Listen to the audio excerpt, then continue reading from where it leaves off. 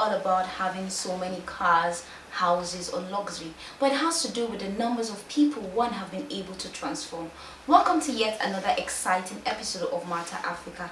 Today we'll be discussing the place of women in governance, and discussing this topic today with me is a woman who has helped other women to fine-tune their dream, and she is Dr. Mrs. Miriam Dorian Yusuf. Welcome, ma'am.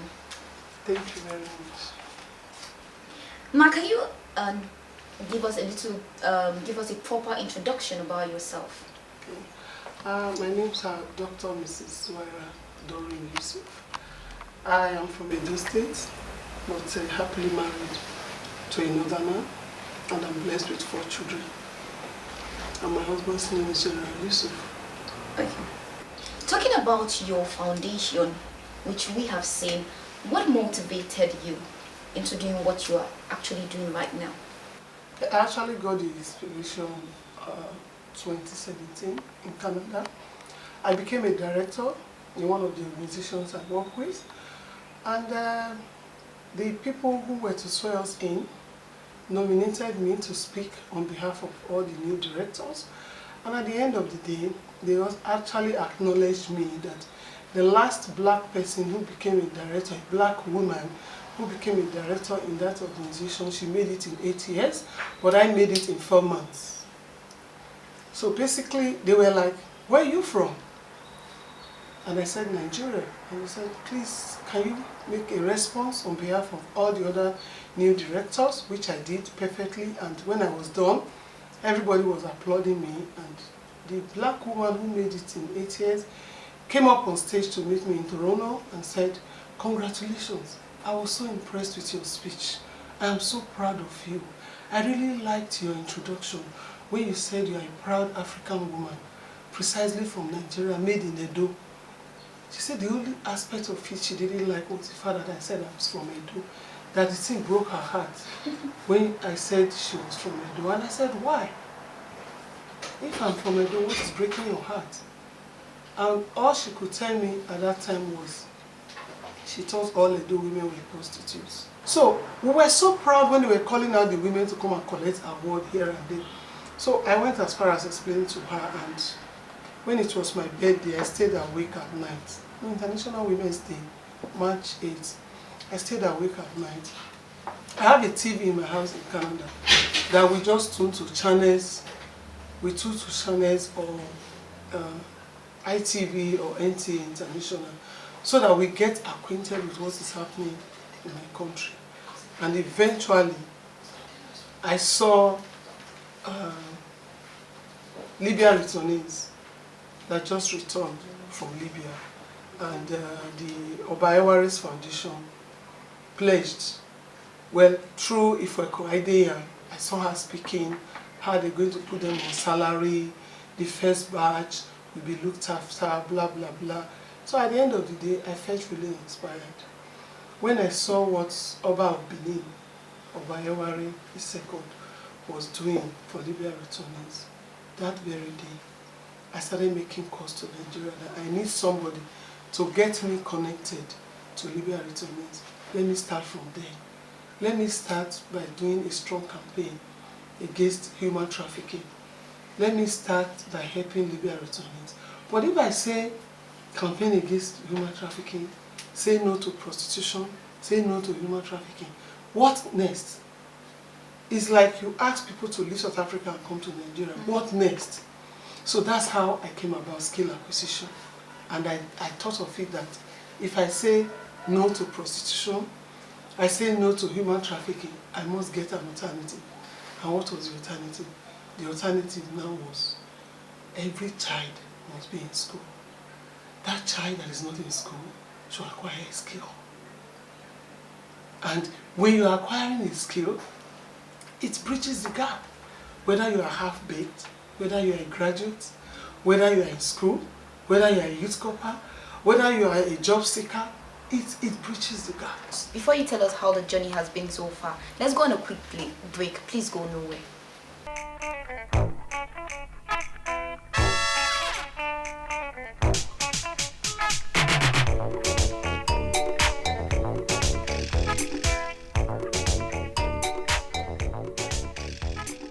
Welcome back, and if you're just joining us, this is Marta Africa on television Nigeria, and today we're discussing the place of women in governance, and my guest is still much available.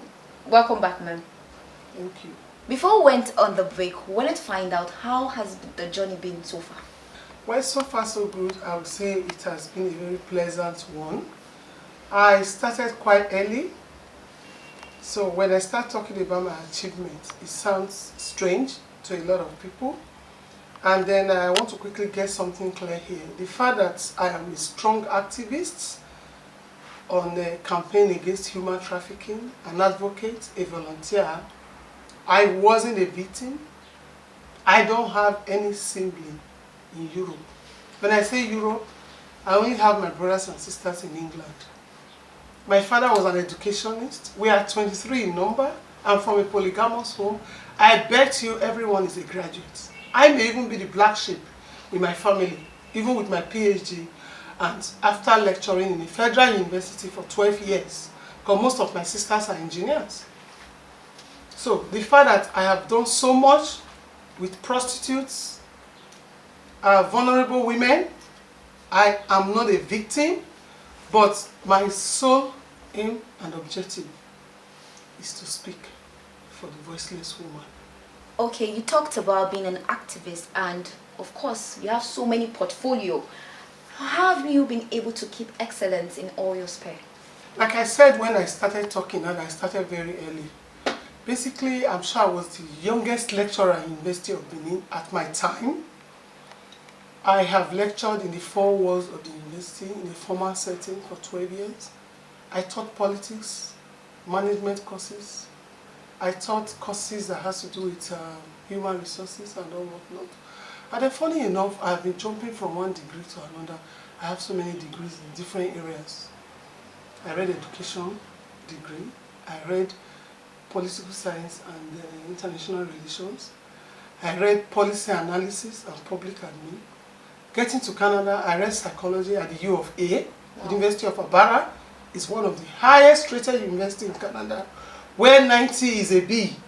So that's where I read my psychology. Again, I have spent 5.5 years in Canada, and for those 5.5 years I've been studying. I also read oil and gas. So you can see that I've just been jumping from one area that is not related to another. So having done all this, I have just decided within myself that, look, I started early. I was a privileged child in the sense that there are women who may have done better than me if they had the opportunity that I got. So some women are half-baked today, not because they weren't intelligent enough, but because they didn't have the opportunity. Some lost their parents when they were young.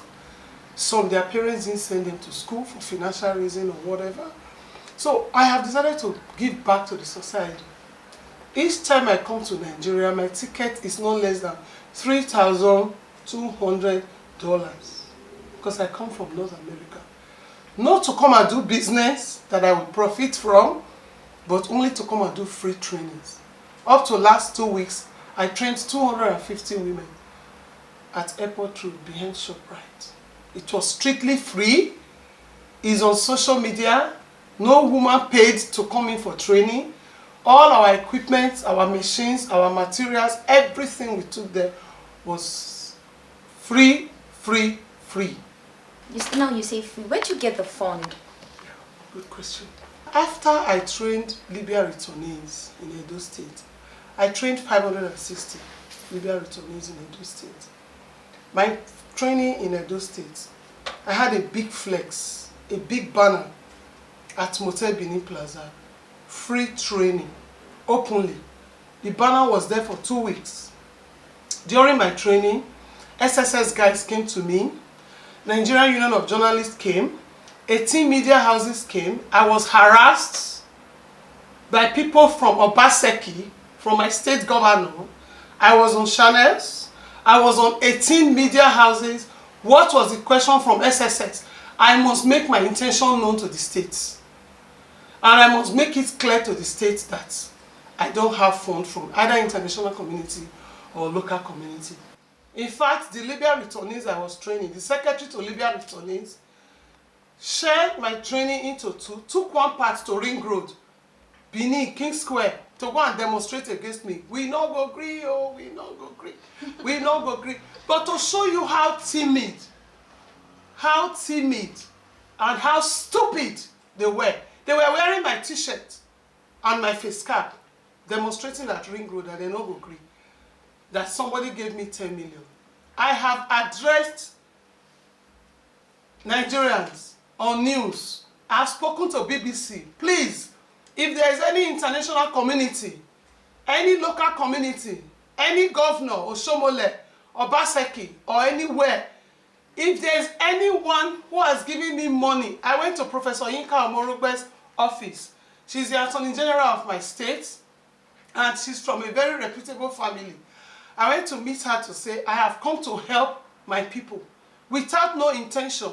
If there is any organization who has given me 1,000 naira, either by check or by cash, please can you speak up? I'm still very much around. I have put my address on internet.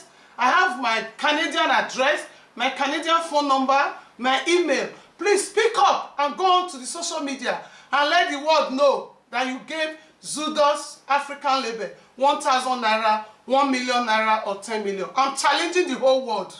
I have spoken to BBC, I have spoken to local news and everybody. All the trainings I have done so far, I have trained over 1 million people free. I have the statistics, I have the names, I have their phone numbers. I trained Muslim women at Central Mosque. Esunupe gave me the hall for free. I trained 200 women there.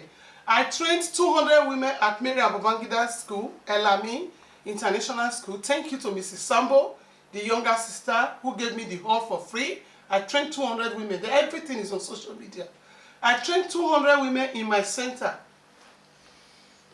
last year, July, for free. And I have trained 560 Libya returnees. I have their names, I have their details, I have their contact. I did everything free. On this trip, I have trained IDP. Respond, it sounded as if you individually sponsored all. Everything I've been doing, even the Libya returnees I took to Osun State, to Ife, I chartered Sienna for each and every one of them. And to go to Ife and come back, each Sienna charged me 150,000 naira. It is the Libya returnee I gave my ATM card to go and withdraw money from Ibeto Hotel to pay all the vehicles before we moved from here. I talk with dates, time, and I mention names. It's Smart Igbinoba, who went on TV now to go and say that Godwin Obaseki, Edo State Governor, is the one that is training him, that he's grateful to Godwin Obaseki. He's lying, he's a liar. Only Smart Igbinoba, we spent over 1 million naira on him. Let him come on TV and speak. Why should the Libya returnees I trained, I brought them from Benin to Abuja. Transport fare for every 10 person is 100,000 naira. Why should they go on TV and say it's Obaseki that is training them? I have Libya returnees in my center here. Blessing is here. I have Juliet. I have Smart. I have their international passport. I single-handedly took them to South Africa to go and train on how to do bags, how to do slippers. I did international passports for them simply because I wanted to teach them how to travel the legal way. I did international passports and I paid for visa.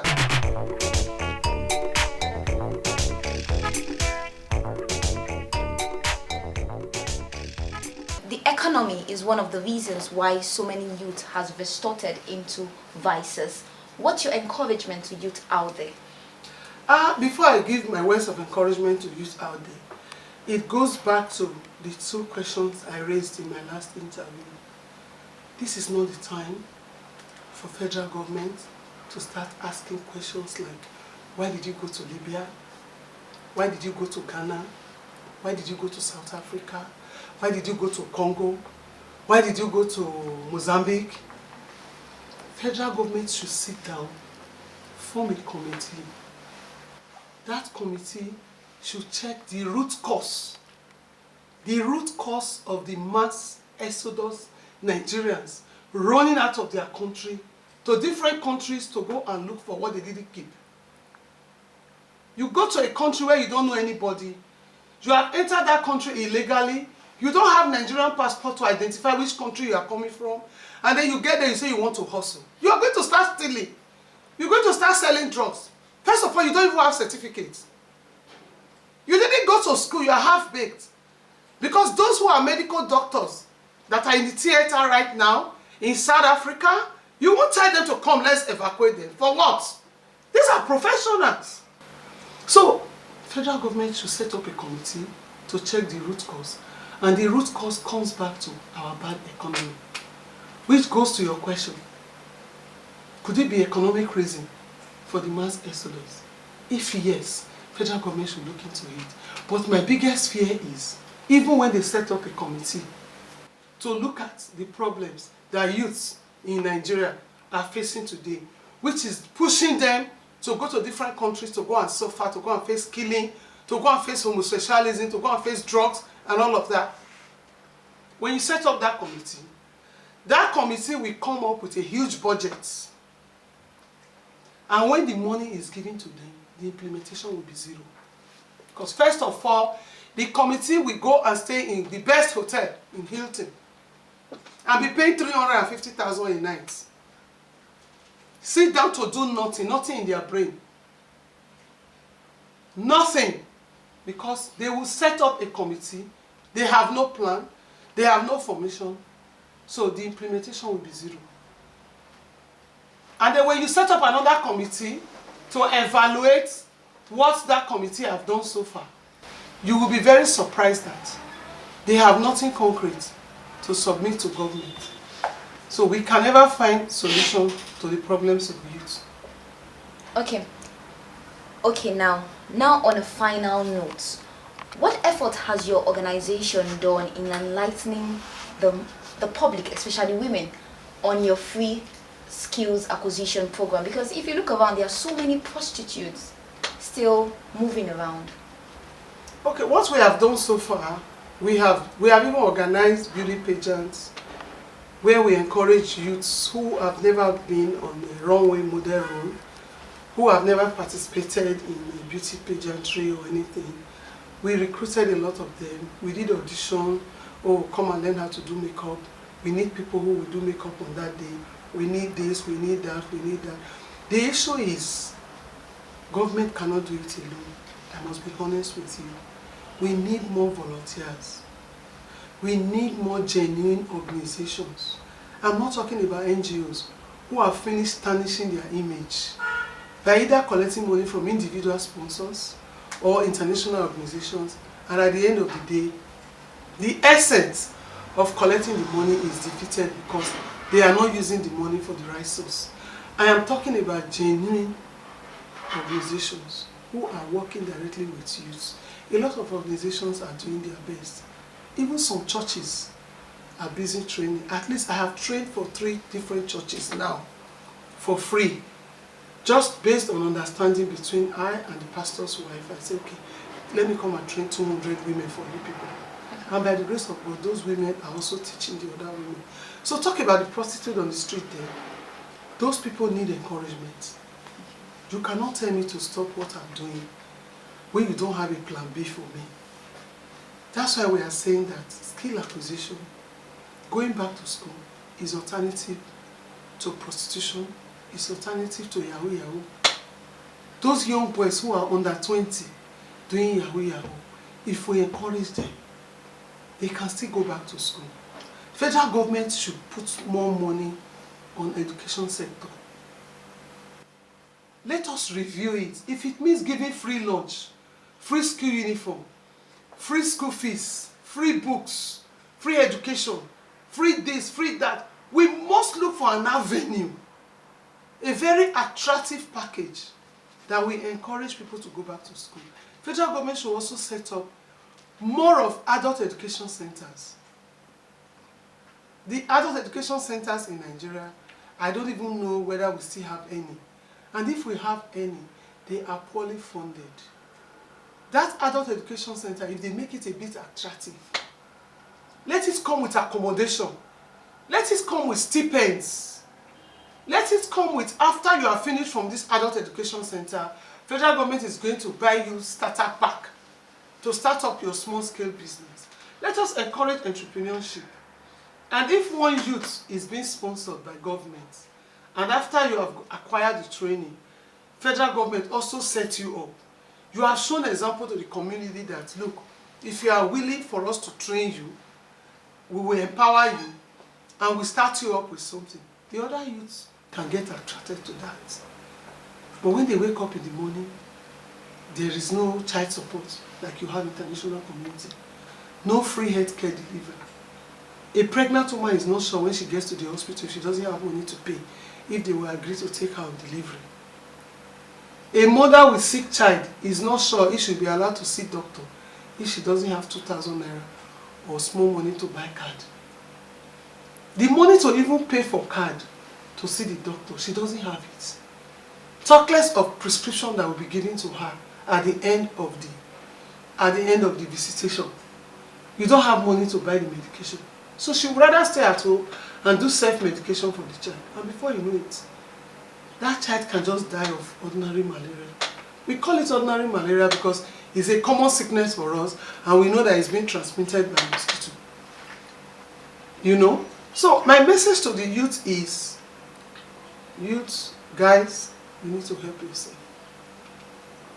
Thank you very, very, very much. You need to help yourself. Thank you very much. It was indeed the pleasure. It's so much from here. And today's episode was indeed exciting. And that's the much we have for you. I'm Zoera Hamza. Bye for now.